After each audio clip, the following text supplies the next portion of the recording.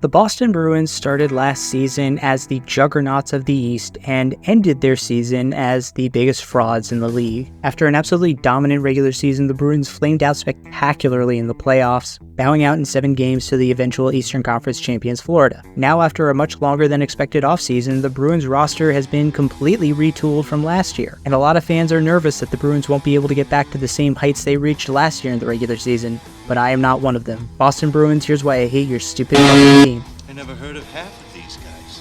And the ones I do know are way past their prime. Most of these guys never had a prime. This guy here is dead. Cross him off then. After loading up at the deadline and proceeding to flame out in spectacular fashion, the Boston Bruins lineup is completely different. Gone are longtime stalwarts like Taylor Hall and Connor Clifton, but along with rentals like Dmitry Orlov, Tomas Nosek, and Tyler Bertuzzi. But the big losses were obviously in the heart of the lineup. Patrice Bergeron, the longtime captain, is done, hanging up his skates after an incredible career. And David Krejci has once again left the team, this time it seems for good. Now that still does leave behind an incredible core of young forwards like David Pastrnak, Jake DeBrusk, Pavel Zacha, and Charlie Coyle. On the back end, losing Clifton and rental Dmitry Orlov sucked, but they still have a very good core there as well with Charlie McAvoy, Hampus Lindholm, and Brandon Carlo, with Mark Grizzly Bear and David Forbort ready to step up and take some more minutes on this year. They also have some young promising players coming up in the forward ranks with John Beecher, Jacob Lauko, along with guys who got sporadic playing time for the Bees last year in Trent Frederick and AJ Greer. But in goal last year, the Bruins appeared to strike gold with Linus Ullmark and Jeremy Swayman pairing up to become one of the most lethal goaltending duos in hockey. Both of them put up starter quality numbers, but it was Ullmark who ultimately ran away with the starting job and ultimately the Vezina Trophy. While it sucks to lose such big pieces, the biggest question after losing guys like Bergeron, Krejci, and all was who would end up succeeding Bergeron as the captain, and they made the most Boston decision possible, picking maybe the most reviled player in the entire NHL, Brad Marchand. Yeah, you can talk all about how he's won over the locker room and guys respect him, but I can speak for everybody else around the NHL. We do not like him, nor do we respect him. Anybody got an idea?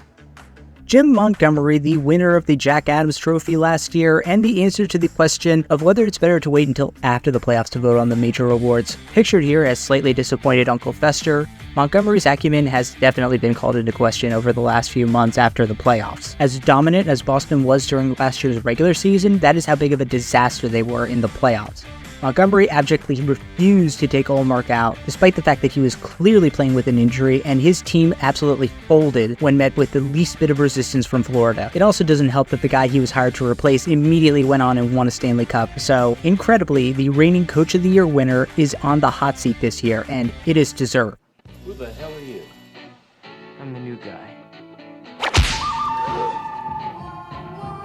Like I said, the Boston Bruins lost a lot of talent over the offseason that they had to replace, so what did they do? Well, they raided the nearest nursing center for some old retreads, of course. Need a second line forward in name only? Can we interest you in a very heavily used James Van Riemsdyk at age 34? Gotta replace the mobile puck-moving defenseman Dmitry Orlov? How about Kevin Shattenkirk, who hasn't been good in 5 years? But after that embarrassing collapse last year, there's a worry the fans might come back, so we gotta throw them a little bit of catnip. I know, it's another member of that 2011 Cup run. Mooch is back. At 35 and with his legs completely shot, he will absolutely be a great third liner. Enjoy watching that atrophy in real time, Boston. You gay Irish fireman, you're okay. But you, I do not like. I don't like much about Boston, just in general, but I do really like their 2 young defensemen, Charlie McAvoy and Hampus Lindholm. McAvoy especially, I feel like gets slept on as an elite top pairing defenseman. Like, he might be in the top 5 defensemen in the NHL. That is not an exaggeration in my mind.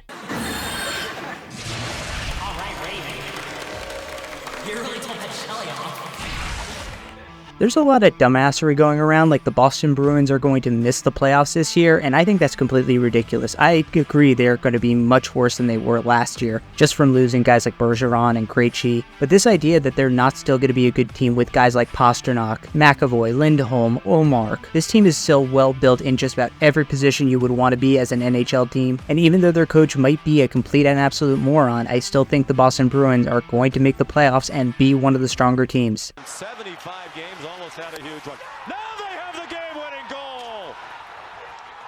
Boston wins it in overtime.